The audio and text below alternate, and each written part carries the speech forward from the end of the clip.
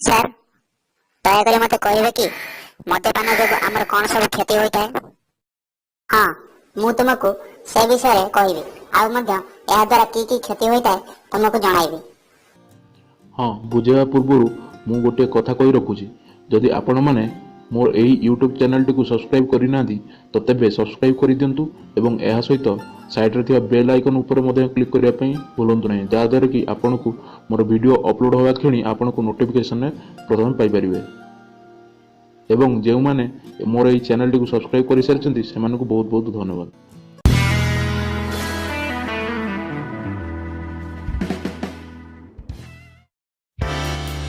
ଆଜି ମୁଁ ବତାଇବି କି ମଦ୍ୟପାନ ଦ୍ୱାରା କ'ଣ କ୍ଷତି ହୋଇଥାଏ। ଏ ହେଲା ରବି। ସପ୍ତାହର ଶେଷରେ ସେ ବାହାରକୁ ଯାଇଥାଏ ଏବଂ ମଦ୍ୟପାନ କରେ। କେବେ କେବେ ଜରୁରୀଠାରୁ ଅଧିକ ମଧ୍ୟ ପିଇ ଦେଇଥାଏ ଏବଂ ତାକୁ ଜଣାଅଛି ଯେ ଏହାଦ୍ୱାରା ତା'ର ଶରୀର ମଧ୍ୟ ପ୍ରଭାବିତ ହୋଇପାରେ। ଅସଲରେ ମଦ୍ୟପାନ ଯୋଗୁଁ କି ପ୍ରଭାବ ପଡ଼ିଥାଏ? ରବି ଜାଣିଛି କି ଏହା ଏକ ଏମିତି ଡ୍ରିଙ୍କ୍ସ ଯେଉଁଥିରେ ଇଥାନଲ୍ ପ୍ରଚୁର ମାତ୍ରାରେ ଥାଏ, ତାହାକୁ ମଦ କୁହାଯାଏ। ଇଥାନଲ୍ର ମାତ୍ରା ଏବଂ ଭଲ୍ୟୁମ୍ର ପ୍ରତିଶତ ହିସାବରେ ଏହା ଅନ୍ୟ ଡ୍ରିଙ୍କ୍ ଠାରୁ ବହୁତ ଷ୍ଟ୍ରଙ୍ଗ ହୋଇଥାଏ। ମଦ୍ୟର ପ୍ରଭାବ ମାଦକ ହୋଇଥାଏ କାରଣ ଇଥାନଲ୍ର ପ୍ରଭାବ ଆମ ଶରୀରରେ ଜୋରରେ ହୋଇଥାଏ, ଯାହାକୁ ଆମ ଶରୀର ବିଭାଜନ କରିପାରେ ନାହିଁ। ଏହାଦ୍ୱାରା ଆମ ମସ୍ତିଷ୍କରୁ ଶରୀରକୁ ଅଙ୍ଗ ପ୍ରତ୍ୟଙ୍ଗକୁ ପ୍ରଭାବିତ ହେଉଥିବା ସିଗ୍ନାଲରେ ଚେଞ୍ଜେସ୍ ଦେଖାଯାଏ। ମଦ୍ୟପାନ ଯୋଗୁଁ ଆମକୁ ଆନନ୍ଦ ଏବଂ ଆରାମ ଅନୁଭବ ହୋଇଥାଏ, କିନ୍ତୁ ଏଥିରେ ଥିବା କିଛି ରିସ୍କ ମଧ୍ୟ ଥାଏ। ଅଳ୍ପ ମଦ୍ୟପାନ ଯୋଗୁଁ ରବି ଟଳମଳ ହୋଇଥାଏ ଏବଂ ତା'ର ନିଷ୍ପତ୍ତି ନେବାର କ୍ଷମତା ମଧ୍ୟ କମିଯାଇଥାଏ। ଏତିକିରେ ସେ ମଧ୍ୟ ବେମାର ହୋଇପାରେ। ଏହାଦ୍ୱାରା ପେଟର ଯନ୍ତ୍ରଣା ହୋଇଥାଏ ଏବଂ ଆମ କାମରେ ମଧ୍ୟ ଏହାର ନକାରାତ୍ମକ ପ୍ରଭାବ ପଡ଼ିଥାଏ। ମଦ୍ୟର ନିୟମିତ ସେବନ ଠାରୁ ଅତ୍ୟଧିକ ସେବନ ବହୁତ ଖତରନାକ ହୋଇଥାଏ, ଯାହାଦ୍ୱାରା କି ଆମ ଶରୀରରେ ଫୁସ୍ଫୁସ୍, ହୃତ୍ପିଣ୍ଡ ଏବଂ ଟେମ୍ପରେଚର ନିୟନ୍ତ୍ରଣ ହୋଇପାରେ ନାହିଁ।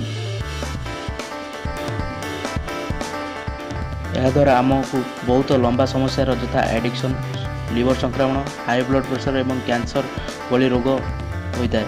ମଦ ଆମ ଶରୀର କଣ୍ଟ୍ରୋଲ ନର୍ଭସ୍ ସିଷ୍ଟମକୁ ପ୍ରଭାବିତ କରିଥାଏ, ଯାହା ପାଇଁ ଆମେ ବେମାରରେ ପଡ଼ିପାରିବାର ସମ୍ଭାବନା ଅଛି।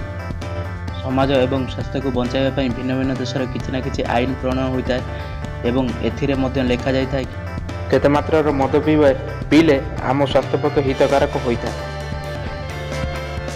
ହଁ, ଆଉ ଯଦି ଆପଣମାନେ ମଦପାନ କରୁଛନ୍ତି ତ ତେବେ ସାବଧାନର ସହିତ ମଦପାନ କରିବା ଉଚିତ ଏବଂ ତା ସହିତ ଆମ ସ୍ୱାସ୍ଥ୍ୟ ଉପରେ ଧ୍ୟାନ ରଖିବା ମଧ୍ୟ ଉଚିତ।